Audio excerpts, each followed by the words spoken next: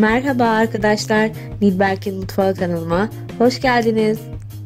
Bugün sizlere hem sütlü hem de şerbetli bir tatlı olan tart kalıbında kremalı revani tatlısı tarifi vereceğim.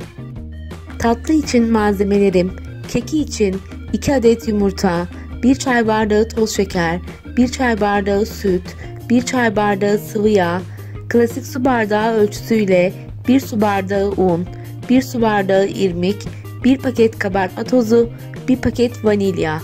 Şerbeti için 2 su bardağı toz şeker, 4-5 damla limon suyu, 2,5 su bardağı su. Muhallebisi için 2,5 su bardağı süt, 4 yemek kaşığı toz şeker, 2 yemek kaşığı un, 1 yemek kaşığı buğday nişastası, 50 gram tereyağı, 1 paket vanilya, 1 paket toz krem şanti. Süslemesi için Hindistan cevizi, toz Antep fıstığı. Tatlımın şerbetinin soğuk olması gerektiği için öncelikle şerbetimin yapımına başlıyorum. Tencereye toz şeker ve suyu ekleyip şerbeti kaynamaya bırakıyorum.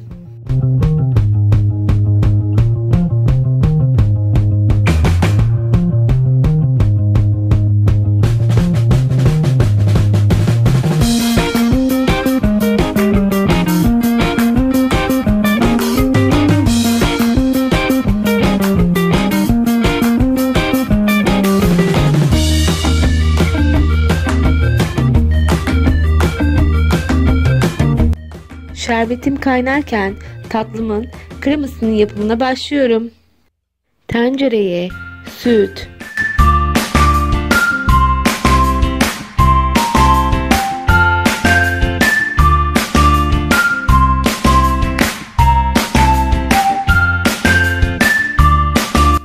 toz şeker,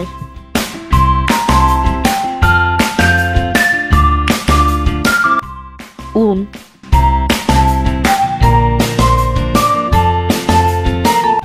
ve buğday nişastası ekleyip iyice karıştırdıktan sonra ocağımın altını yakıp kremamı pişirmeye başlıyorum.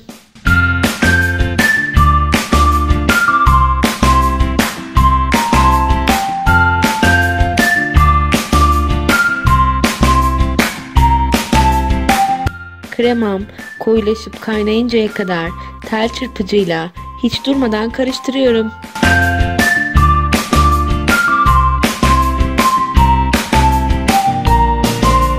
Krema kaynayıp koyulaştıktan sonra ocağın altını kapatıyorum. Sonrasında tereyağı ekleyip eriyinceye kadar karıştırıyorum ve vanilyayı da ekledikten sonra kremayı soğumaya bırakıyorum.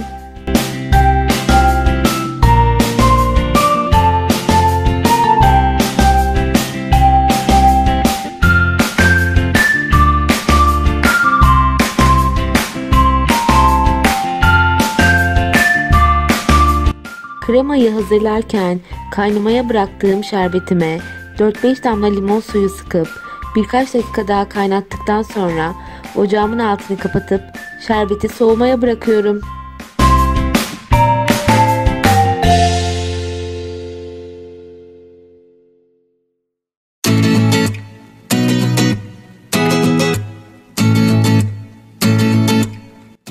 Şimdi ise tatlımın kekinin yapımına başlıyorum. Karıştırma kabıma yumurta ve toz şeker koyup krema kıvamına gelinceye kadar iyice çırpıyorum.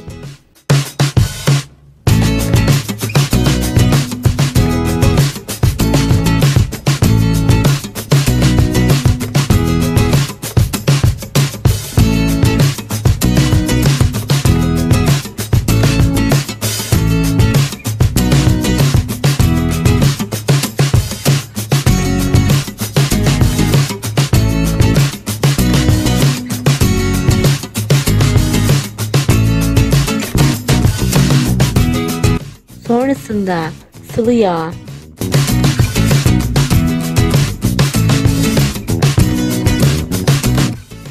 süt,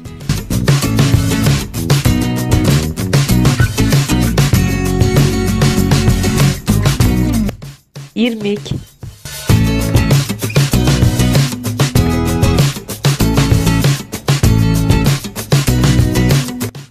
vanilya,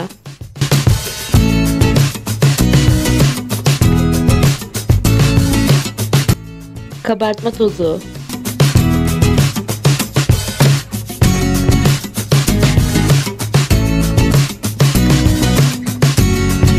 ve un ekleyip iyice karıştırıyorum.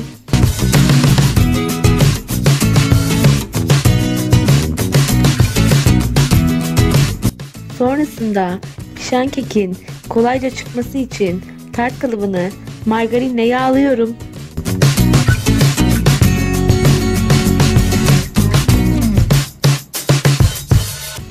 Kek hamurunu tart kalıbına döküp hava kabarcıklarını alıyorum.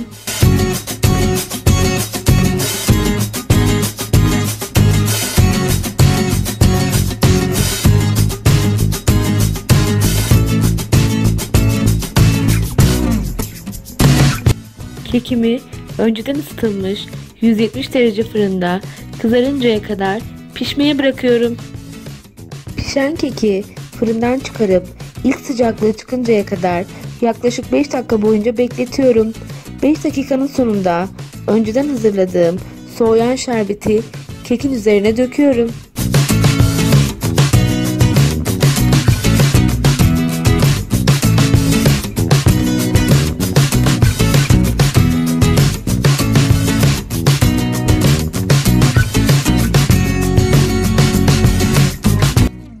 Ve kekin şerbetini çekmesini bekliyorum.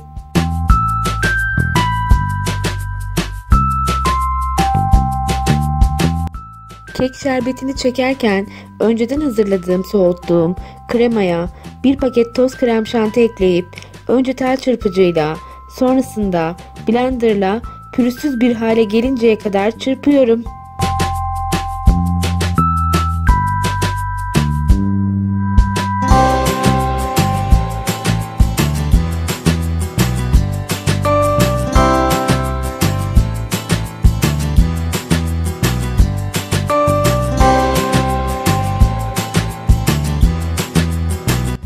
Videoda da gördüğünüz gibi güzel kıvamlı, pürüzsüz bir krema elde ettim.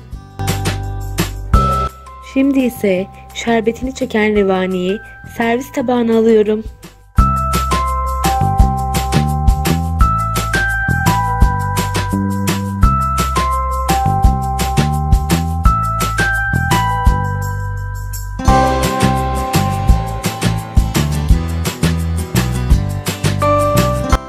Hazırladığım kremayı revanın üzerine döküp eşit bir şekilde her tarafına yayıyorum.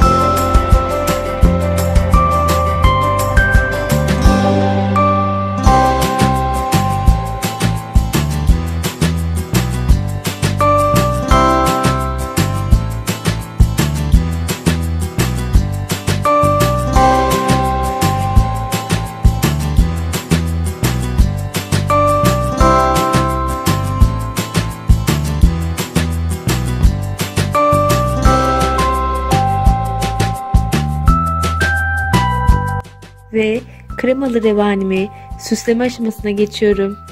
Kremanın üzerini kaplayacak şekilde her tarafına Hindistan cevizi döküyorum.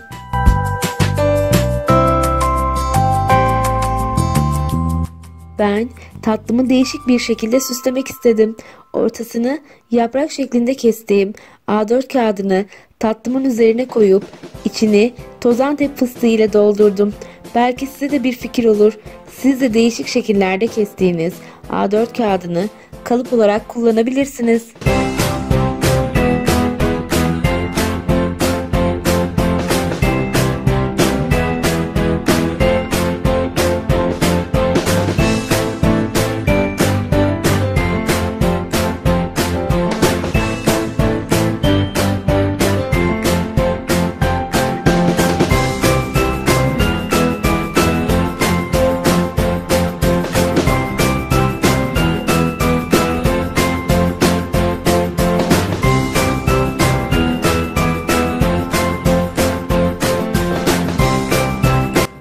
tart kalıbında kremalı revanim hazır.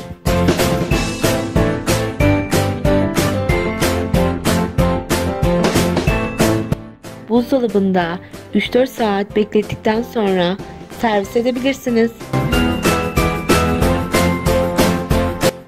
Deneyenlere şimdiden afiyet olsun. Bu tarz videolarımın devamının gelmesini istiyorsanız kanalıma abone olmayı, videolarımı beğenmeyi, paylaşmayı unutmayın. Beni izlediğiniz için teşekkür ederim. Bir dahaki videomda görüşmek üzere. Hoşça kalın.